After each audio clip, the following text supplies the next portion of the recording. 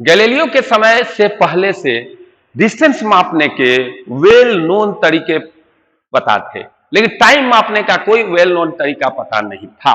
जब भी हम मोशन की बात करते हैं तो हमारे दिमाग में डिस्टेंस आता है, और जब डिस्टेंस आता है तो टाइम ना आवे ऐसा हो नहीं सकता। जैसे कोई राधा का नाम ले तो मन में कृष्ण ना आए, ऐसा हो नहीं सकता। इस तरह अगर मोशन के डिस्कशन में हम कह सकते हैं कि डिस्टेंस और टाइम में चोली दामन का रिश्ता है।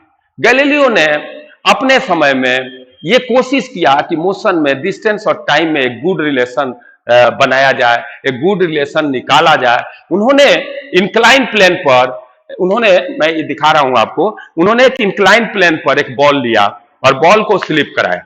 जैसे यह बॉल रेस से स्लिप किया तो आप जानते हैं आज के डेट में कि यह कांस्टेंट एक्सेलरेशन से स्लिप करता है, लाइक ऐसे अगर जाएगा तो मैं बता रहा हूं कि उन्होंने क्या किया कि अपने पल्स के ड्यूरेशन को फिक्स इंटरवल ऑफ टाइम मान करके और उन्होंने एक एक्सपेरिमेंट किया, और उनका जो बॉल था और बॉल यहां था एक पल्स से उन्होंने कोइंसाइड करा दिया। अगला अगर पल्स से जो पोजीशन था वहां मार्क 1 कर दिया, अगला पल्स पर जो बॉल का पोजीशन था वहां मार्क 2 कर दिया, और ऐसे ऐसे एक रिलेशन निकालने का कोशिश उन्होंने किया। मैं आपको बोर्ड पर इसको करके देखता हूं कि लाइक अगर यही यहां पर उन्होंने अपने अपने एक पल्स को कंसाइड किया, फिर नेक्स्ट को मार्क कर दिया मान लीजिए 1, और इस पर जो बॉल का पोजीशन था उन्होंने उसको मार्क 1 से इंडिकेट किया, और अगला नेक्स्ट पल्स पर उनका जो है 2 से इंडिकेट किया, फिर नेक्स्ट का 3 से इंडिकेट किया, फिर नेक्स्ट का 4 से, और उन्होंने देखा कि ये जो डिस्टेंस है फ्रॉम स्टार्टिंग, ये डिस्टेंस है फ्रॉम स्टार्टिंग, ये जो डिस्टेंस है फ्रॉम स्टार्टिंग, ये जो डिस्टेंस है फ्रॉम स्टार्टिंग, अगर देखा जाए तो 1 2 3 4 5, और ये अगर देखा गया ये जो रेशियो होता है वह होता है 1 4 9 16 25। इस ऑब्जर्वेशन से हम इस डेटा के ऑब्जर्वेशन से हम देख सकते हैं कि हमारा जो एस है वह प्रोपोर्शनल है टी स्क्वायर का, और यह जो प्रोपोर्शनलिटी है वह आगे चलकर आपको मोशन के लिए यह एक बेस का काम किया, एक बेसिक का काम किया। नमस्ते, मैं डीवी सिंह आज डिस्टेंस और डिस्प्लेसमेंट का बात करूंगा। आज मैं कोशिश करूंगा यह समझाने का कि यार कोई भी टीचर आते, कोई भी बुक बोलता डिस्प्लेसमेंट पाथ पर डिपेंड नहीं करता, लेकिन अगर कोई पार्टिकल डिस्टेंस ट्रेवल करता है तो वह पाथ पर डिपेंड करता है। आखिर डिस्प्लेसमेंट पाथ पर क्यों नहीं डिपेंड करता, यह हम रट नहीं सकते, तो साइंस है तो इसको हमें प्रूव करना पड़ेगा। हम डिस्टेंस क्या होता है, तो अगर हम बात करें तो हमारे पास जब हम पढ़ते हैं हमारे पास एक पेन होता है, और उस पेन या मार्कर होता है या हमारा चौक है, और ये जब हम लिखते हैं कोई चीज भी लिखते हैं तो क्या होता है, जैसे हम एक ऐसा कोई लाइन खींचे, ऐसा कोई अगर हम एक कर्व लाइन खींचे तो हमारा ये टिप ऑफ चौक इस पर मूव किया, तो आप अगर नजर डालें तो साइंस की भाषा में ये चौक का जो टिप है, या आप अपने टेबल पर बैठकर पढ़ते हैं तो आपका पेन का जो टिप है वह लगातार अपनी पोजीशन को बदल रहा है, और लगातार ये पोजीशन को कंटिन्यूअस बदल रहा है, और इनको ये जो कंटिन्यूअस बदला तो एक जो है एक कर्व बन गया। अगर हम ये कहें कि हमारा टिप ऑफ चौक कितना डिस्टेंस ट्रेवल किया, तो हम एक थ्रेड लाइन अगर हॉरिजॉन्टल है टेबल पर रखा हुआ है तो हम अपने थ्रेड एक धागा लेकर अगर इसके अलोंग रख दें और वह धागा को एग्जैक्ट इससे फिट करा दें, उसके बाद उस धागे को हम सीधा करके और उसको अगर स्केल से हम उस धागे की लेंथ को माप लें, उस थ्रेड के लेंथ को माप लें, तो ये टिप ऑफ चौक कितना डिस्टेंस ट्रेवल किया वह निकल जाएगा। ये एकदम जुगाड़ की भाषा में बोलो तो एक जुगाड़ू मेथड है, और आप प्रैक्टिस कर सकते हैं। जैसे हम अल्फाबेट्स लिखते हैं, जैसे लाइक आप अल्फाबेट सी लिख रहे हैं तो इसमें यहां से स्टार्ट कर रहे हैं और आपका टिप ऑफ चौक यहां ले आ रहा है, तो ये टिप ऑफ चौक कितना ट्रेवल किया डिस्टेंस, इसको उस थ्रेड मेथड से आप माप सकते हैं। आप कहीं पर अगर एल लिख रहे हैं, वन शॉट में लिख रहे हैं, तो यह कितना डिस्टेंस, तो ये इजिली इसमें ऐसे थ्रेड रख करके हम माप सकते हैं, या इधर एक थ्रेड रख करके इसको माप कर ऐड कर दें। और तीसरा इंपॉर्टेंट बात क्या है कि आप ओ लिख दिए, इसको भी आप थ्रेड इसके अलोंग चिपका कर उसको सीधा करके स्ट्रेट करके इसके लेंथ को आप माप सकते हैं। इसी तरह बहुत, जैसे लाइक यू है, लाइक एस है, लाइक वी है, वन शॉट में लिख, हम जितने अल्फाबेट्स लिख रहे हैं तो हमारा टिप यहां से चला और यहां पहुंच गया। तो ये जो डिस्टेंस ट्रेवल हुआ टिप ऑफ चौक के द्वारा, वह हम प्रैक्टिकली सिंपली जुगाड़ से, घर के जुगाड़ से हम लोग मेजर कर सकते हैं। अब मैं जो बात करना चाहता हूं कि अब दो चीज होती है, क्वांटिटी जो होती है स्टार्ट होती है डिस्टेंस से, लेकिन डिस्टेंस के करस्पॉन्डिंग एक क्वांटिटी होता है जिसको हम डिस्प्लेसमेंट कहते हैं। अगर हम एक पत्थर को फेंक दें, सिंपल सा है, हमने एक पत्थर को फेंका तो आप ऑब्जर्व करेंगे तो उसका पाथ कैसा होगा, तो उस पत्थर का पाथ ऐसा होगा। अगर इस पत्थर के पाथ को आप देखो तो ये पाथ ऐसे जा रहा है, ऐसे ऐसे जा रहा है, ऐसे। अगर हम इसका इन्फिनिट स्मॉल अगर हम पार्ट लें, लाइक अगर मान लो कि यहां पर हम एक पार्ट ले लें, डीएल ले लें यहां पर, फिर तो ये इन्फिनिट जो है पार्ट को हम अलग से दिखा रहे हैं। ये डीएल इतना भी छोटा नहीं हो सकता। हम क्लासिकल मैकेनिक्स पढ़ रहे हैं और क्लासिकल फिजिक्स में डीएल मोर देन माइक्रोमीटर होना चाहिए। ये जो है क्वांटम फिजिक्स नहीं है, क्लासिकल फिजिक्स में डीएल हो, डीएक्स हो, डीवाई हो, डीजेड हो, वह मोर देन 10⁻⁶ मीटर होना चाहिए, तभी वो क्लासिकल फिजिक्स में डिस्कस होगा। डीएल का एक लिमिट होगा यहाँ पर कि आपको माइक्रोमीटर से ज्यादा ही लेना है, कम नहीं लेना है। और माइक्रोमीटर मैंने आप जानते हैं 10⁻⁶ मीटर होता है। तो मैं इस ट्रेंगल को थोड़ा बड़ा बना रहा हूं। कितना बड़ा ट्रेंगल बनेगा, लाइक यह। अगर ये बड़ा नहीं हो सकता इतना, लेकिन ठीक है, डीएल है। अब ये डीएल उतना बड़ा हम कट करेंगे इसमें, ताकि यह काटने के बाद स्ट्रेट लाइन नजर आए। ये अभी कर्व है, बहुत बड़ा ले लेंगे तो कर्व नजर आएगा, और यह अगर बहुत छोटा डीएल करेंगे तो यह स्ट्रेट लाइन होगा। और ये जो है हम इसको एक्स एक्सिस मान लें और इसके परपेंडिकुलर यहां पर वाई एक्सिस हम मान लें। अगर हम यहां पर एक हम कोऑर्डिनेट सिस्टम को डिफाइन कर दे रहे हैं तो ये हमारा हो गया एक्स और यह हो गया वाई। किसी भी मोशन के डिस्कशन में 3 मेथड्स अवेलेबल होता है। एक होता है वेक्टर, एक होता है कोऑर्डिनेट और एक होता है नेचुरल।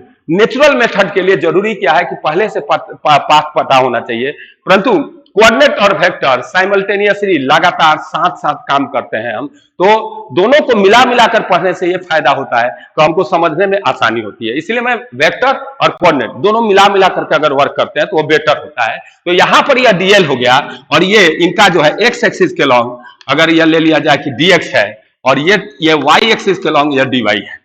तो देखिए ये क्या हमने देखा था कि ये लेंथ मापने की कोशिश कर रहे थे हम लोग, तो ये इन्फिनिट स्मॉल डिस्प्लेसमेंट डिस्टेंस हुआ। तो इसी में अगर इसको वेक्टर मान लिया जाए, अगर वेक्टर मान लिया जाए और वेक्टर एडिशन लॉ को ओबे किया जाए तो ये डिस्प्लेसमेंट देगा। अगर इसी को हम ये लेंथ मान करके अगर हम इसको ऐड करें तो वह डिस्टेंस ट्रेवल देगा। तो मैं दोनों चीज करता हूं। मैं क्या करता हूं कि अगर हमको डिस्टेंस चाहिए तो मैं इस ट्रेंगल में कोई वेक्टर की जरूरत नहीं है, हम डीएल इजिकल टू सिंपल सा इस ट्रेंगल को इतना छोटा लिए हैं कि ये कर्व नहीं है, एक स्ट्रेट लाइन बन चुका है, और ये हम लेकर डीएक्स का होल स्क्वायर प्लस डीवाई का होल स्क्वायर कर दें तो काम निकल जाएगा। ये लेंथ है, लेंथ कभी भी निगेटिव नहीं होता है, इसलिए डिस्टेंस ट्रेवल पार्टिकल की तरफ कभी भी निगेटिव नहीं होगा। आप इससे कंफ्यूज नहीं कीजिएगा। एक होता है डिस्टेंस मीन सेपरेशन, एक और होता है जैसे कहा जाता है the distance between sun and earth is 1.49 into 10⁻11 metre. तो ये सेपरेशन है, इसको डिस्टेंस हम बोलते हैं, लेकिन एक्चुअली ये दो पॉइंट के बीच का सेपरेशन है, इसीलिए ये सेपरेशन अलग चीज है और यह डिस्टेंस अलग चीज है। आप ध्यान दें, अगर हम यह पॉइंट है और यह पॉइंट के बीच का डिस्टेंस अगर कहता है तो हमें सीधे स्ट्रेट लाइन से मिलाते हैं और ये डिस्टेंस को कहते हैं सेपरेशन, यानी दो पॉइंट के बीच में, दो पार्टिकल बीच में यह सेपरेशन है। परंतु डिस्टेंस ट्रेवल अलग चीज है, ये पार्टिकल जिस पाथ पर चल रहा है उसकी लेंथ अगर निकाल दें तो उसको हम डिस्टेंस कहेंगे। तो ये पार्टिकल जो चला, ध्यान दें, अगर हम थोड़ा सा ध्यान दें तो यहां पर ये जो पार्टिकल चला, ध्यान दीजिए, चाहे चलिए यहीं पर हम सोचते हैं, हाँ, तो ये पार्टिकल जो चला यहां पर, यह मान लीजिए एक्स था और ये आपको पार्टिकल चला और यहां ले गया, ये स्ट्रेट लाइन हो गया। तो ये डिस्टेंस हमारा डीएक्स आ रहा है और ये डीवाई आ रहा है, यानी यह डीएक्स आ रहा है। यहां पर देखो, ध्यान दो, तो आपको मैं बता रहा हूं कि ये डीएक्स है, ये डीवाई है, और ये इसे डिस्टेंस इंटीग्रेट करके हम निकाल सकते हैं। एक एग्जांपल करके क्लियर किया जाएगा। लेकिन अगर हम वेक्टर में इसको सोचे तो ये डीएल को अगर वेक्टर का एरो दे दिया तो ये डिस्प्लेसमेंट बन जाएगा। और ये डिस्टेंस और magnitude of displacement infinite small displacement के लिए, इन्फिनिट स्मॉल पाथ लेंथ के लिए दोनों का मैग्नीट्यूड इक्वल होगा।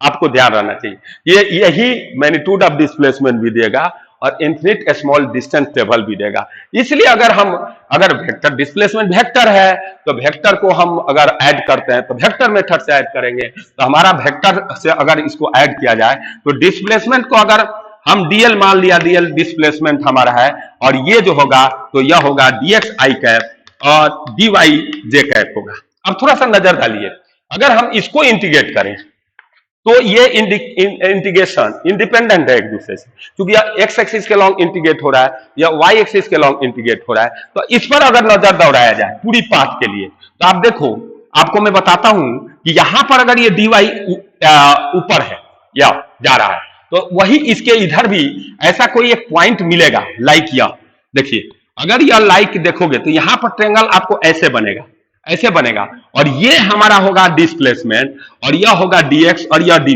देखिए यहां जितना ऊपर जा रहा है वही चीज यहां नीचे जा रहा है। इट मीन्स अगर हम यहां से यहां ले dy को इंटीग्रेट करेंगे तो यह रिजल्ट जीरो आने वाला है, यह रिजल्ट जीरो आने वाला है। यहां पर यह रिजल्ट जीरो आने वाला है, यहां नहीं आएगा वो रिजल्ट जीरो, जो स्क्वायर करके कर रहे हैं, तो अगर माइनस जो भी आएगा वह प्लस हो जाएगा, इसीलिए ये तो जीरो आने वाला है। इसीलिए डीएल जो आएगा, आपको मैं बता रहा हूं, अगर डीएल की इंटीग्रेशन किया जाए और उससे डीएल का इंटीग्रेशन मान लीजिए टोटल डिस्प्लेसमेंट हो गया, और इस पॉइंट को ए मानिए और यह पॉइंट को बी मानिए, तो सिर्फ डीएक्स का होगा। आप गौर करिए तो इस केस में भी आपका डीएक्स यह है, माने हर एलिमेंट का डीएक्स क्या हो रहा है, ऐड होते जा रहा है। इसीलिए यह होगा सिंपल सा ये लाइन का लेंथ होगा, ये एक्स एक्सिस के लॉन्ग जो लाइन जो ए और बी को मिलाने, इनिशियल और फाइनल पॉइंट को मिलाने वाली है, वह होगा ए बी, और वह डिस्प्लेसमेंट देगा। इस तरह हम देख सकते हैं कि डिस्प्लेसमेंट पाथ पर डिपेंड नहीं करता, सिर्फ इनिशियल और फाइनल पोजीशन को मिलाने पर डिपेंड करता है। और दूसरा भी मेथड आप एडॉप्ट कर सकते हैं इसको समझने के लिए, कि अगर सपोज कीजिए कि थोड़ा सा और हम दूसरे तरह से कि पाथ पर क्यों नहीं डिपेंड करता है अगर बात करें, लेकिन अब करेगा, क्योंकि इसका अगर आप इंटीग्रेट करेंगे तो जीरो नहीं आ सकता, कभी नहीं आ सकता इसका, क्योंकि स्क्वायर है, या माइनस प्लस आने का चांस ही नहीं होता है, सिर्फ प्लस ही होगा। तो यहां पर आपको मैं बता रहा हूं कि अब मान लीजिए वेरी वेरी स्मॉल अगर इसमें n number of small displacement vector मान लिया जाए, ओके, और एक पॉलीगॉन लॉ बनाया जाए, और यह ए से लेकर के ये बहुत से वेक्टर है और यह बी है। अब मैं बता रहा हूं कि और एक वेक्टर में ये ले लें, ये वाला अगर बात की जाए तो आपको ये आपका ये इनका जो सम है, इनका सम वही डिस्प्लेसमेंट है, तो ये जो है इनका सम माने इंटीग्रेशन अगर इस छोटा को डीएल लिया जाए तो डीएल ये हो गया, अब प्लस वेक्टर बीए किया जाए तो ये दोनों मिलकर जीरो होने वाले हैं इसके अलावा। अब देखिए सिग्मा डीएल जो है ये डिस्प्लेसमेंट है, वेक्टर में हम कर रहे हैं, और ये जो है हमें यही डिस्प्लेसमेंट है। तो अगर इस डिस्प्लेसमेंट को लिखा जाए, अगर पार्टिकल इस पाथ से गया तो ये डिस्प्लेसमेंट इज इक्वल टू हो जाएगा minus b a, and that will be what, minus b a means a b, यानी ये पाथ पर डिपेंड नहीं किया। आप किसी भी पाथ से जाओगे तो ए बी सेम होगा। इसीलिए डिस्टेंस तो पाथ पर डिपेंड कर रहा है, लेकिन डिस्प्लेसमेंट पाथ पर डिपेंड नहीं कर रहा है। और डिस्टेंस और डिस्प्लेसमेंट दोनों का मैग्नीट्यूड अगर बराबर होगा जब इन्फिनिट अगर स्मॉल डिस्प्लेसमेंट लिया जाए तो। लेकिन और इंपॉर्टेंट बात क्या है कि इसको अगर एग्जांपल से हम इलुस्ट्रेट करें तो और बेटर होगा।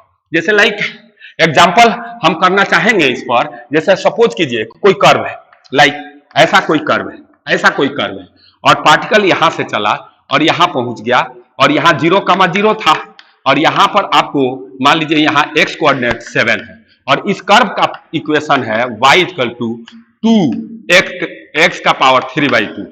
हम चाहते हैं कि अगर यह O से A पर गया तो डिस्टेंस कितना ट्रेवल किया और डिस्प्लेसमेंट कितना हुआ। तो देखिए डिस्टेंस और डिस्प्लेसमेंट ये छोटा अगर इन्फिनिट स्मॉल हम डिस्प्लेसमेंट ले लें या डिस्टेंस ले लें, अगर डिस्प्लेसमेंट लिए तो ये वेक्टर सम लेना पड़ेगा, तो यह इसके बराबर हो जाएगा जैसे हम लोगों ने देख लिया। और डिस्टेंस ले लें तो यह इसके बराबर नहीं होगा, क्योंकि उसका मोड ऐड हो रहा है, तो ये मोड ऐड हो रहा है तो उसके लिए थोड़ा टफ हो जाएगा डिस्टेंस निकालना। तो डिस्प्लेसमेंट तो आराम से निकल सकता है, क्योंकि अगर बात किया जाए कि अगर x की वैल्यू आप 7 रख दें तो y इक्वल टू 2x का पावर x मीन 7 का टू द पावर 3/2 होगा, और दिस विल बी व्हाट 14√7 हो जाएगा। देख लेंगे ठीक से आप लोग, ठीक है। अब ये डिस्प्लेसमेंट है, तो डिस्प्लेसमेंट क्या होगा, तो दिस विल बी ओए, और ओए मीन्स इसके पोजीशन वेक्टर माइनस इसका, तो यह होगा 7 माइनस 0 आई कैप, अब प्लस वाई वाला देख लेते हैं, तो 14√7 माइनस 0 जे कैप, और मैग्नीट्यूड देखेंगे तो यह वेक्टर एस हो गया, वह होगा रूट अंडर 7 स्क्वायर प्लस 14√7 का whole square. This will be magnitude of displacement. परंतु अगर डिस्टेंस की बात की जाए तो हमारा डिस्टेंस कितना होगा, तो ये डिस्टेंस अगर ट्रेवल की बात करेंगे हम, तो डिस्टेंस ट्रेवल हम बात करें तो हमारा अभी फॉर्मूला निकाले थे, ये इनकी मैग्नीट्यूड को हम ऐड करेंगे और वह होगा रूट अंडर dx का होल स्क्वायर प्लस dy का होल स्क्वायर, यही है dl का। अब यहाँ पर दो टेबल इंटीग्रेशन dl होगा, लिसन टू मी, ये dl के पर वेक्टर साइन नहीं है, वेक्टर साइन नहीं है। तो आप बात करें तो यहां पर अगर बात करें तो हमारे पास, इसको थोड़ा मिटा लेता हूं, इसको मिटा लेता हूं थोड़ा, आप देखें तो एक चीज इंपॉर्टेंट है यहाँ कि ये y जो है, इस y पर हम dy बाई डी एक्स कर लेते हैं, तो मेरा dy बाई डी एक्स जो है यह होगा 2dx to the power 3/2 upon d x is equal to 2 into 3/2 into x 3/2 minus 1, और ये dy बाई डी एक्स आपको आता है, वह है आपका 3√x, 3√x चेक कर सकते हैं आप। और ये डिस्टेंस टेबल अगर बात करनी है तो हमारा dy को हम हटा देते हैं, और dy को हटाएंगे तो ये 3√x dx होगा, और ये जो है आपका डिस्टेंस टेबल, अब यहां पर हम आ जाते हैं और ये डिस्टेंस टेबल हो जाएगा रूट अंडर dx का होल स्क्वायर प्लस dy के जगह पर हम लिख दें 3√x का होल स्क्वायर, और ये इंटू dx का होल स्क्वायर, इंटू dx का होल स्क्वायर, और ये आपका रिजल्ट आएगा। इनको इंटीग्रेट करेंगे हम, इसको भी इंटीग्रेट करेंगे ना, तो इंटीग्रेट करेंगे तो हमारा dx बाहर आने वाला है, और ये सिंपल इंटीग्रेशन है, रूट अंडर 1 प्लस 9x और बाहर होगा dx, और ये इंटीग्रेशन है, कोफिशिएंट को बाहर निकाल देंगे, 1/9 से डिवाइड कर देंगे और इसका हम कर लेंगे, यह हो जाएगा 1 प्लस 9x का पावर, 1 प्लस 9x का पावर होगा हाफ प्लस 1 और बाई हाफ प्लस 1, और इसका लिमिट रख दीजिएगा, तो आपका लिमिट होगा 0 से, x की वैल्यू रखनी है लिमिट में, तो यह x की वैल्यू है 0 से 7, और ये देखेंगे कि यह जो आएगा डिस्टेंस, वह जो मैग्नीट्यूड ऑफ डिस्प्लेसमेंट आया था उससे बड़ा आएगा। यानी ध्यान रखिए कि डिस्टेंस और डिस्प्लेसमेंट दोनों एक ही सिक्के के दो पहलू हैं, परंतु एक जो होता है, एक में इन्फिनिट डिस्प्लेसमेंट, इन्फिनिट जो है डिस्प्लेसमेंट का या इन्फिनिट पाथ का लेंथ ऐड होता है, तो दूसरे में इन्फिनिट पाथ के का वेक्टर डिस्प्लेसमेंट, वेक्टर ऐड होता है। इसलिए डिस्प्लेसमेंट निकालने में हम वेक्टर मेथड का यूज करते हैं एडिशन का, और डिस्टेंस निकालने में सिंपल ऑर्डिनरी अलजेब्रा का इस्तेमाल करते हैं। Thank you. थोड़ा मेरा चैनल को आप लोग डिस्क्राइब करें, और ऐसे ऐसे छोटे छोटे कॉन्सेप्ट को मैं प्रूव करने की कोशिश करूंगा, आप रटे नहीं, और इससे अब रिलेटेड चीज़ों को करें।